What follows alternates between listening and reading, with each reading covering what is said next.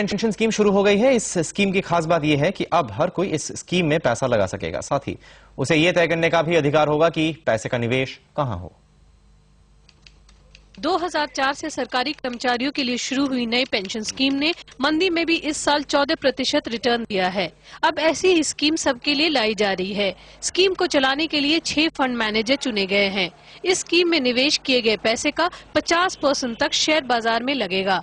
सरकारी कर्मचारियों के लिए ये लिमिट 15% ही है, जिसमें 10% म्यूचुअल फंड के जरिए निवेश होता है। आप कुछ तय सरकारी और प्राइवेट बैंकों की शाखा में जाकर 500 रुपए जमा करके ये स्कीम शुरू कर सकते हैं। सब्सक्राइब करने के लिए पहली बार आपको 350 रुपए फीस देनी होगी।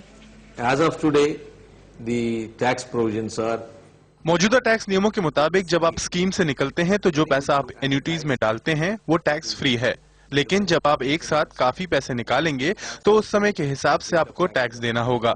पर पीएफआरए ने सरकार को पूरे पैसे पर टैक्स छूट देने के लिए लिखा है। Finance Ministry that the entire proceeds of this scheme must be made tax exempt. नई पेंशन स्कीम में आपको शायद रिटर्न प्रोविडेंट फंड से बेहतर मिले, पर आपको पीएफ की तरह टैक्स छूट का फायदा नहीं मिल पाएगा। यानी 60 साल की उम्र में जब अपना 60% पैसा आप विड्रॉ करते हैं तो आपको उस वक्त टैक्स देना होगा। हालांकि इस पूरी क्लैरिटी के लिए हमें पीएफआरडीए बिल के पास होने का इंतजार करना होगा। उस वक्त सरकार टैक्स छूट देने का फैसला कर सकती है। नई पेंशन स्कीम के तहत आप ईजीसी में से एक ऑप्शन चुन सकते हैं। ई यानी इक्विटी चुनने पर आपका 50% तक पैसा शेयर बाजार में और बाकी सरकारी बॉन्ड और कॉर्पोरेट बॉन्ड में लगेगा।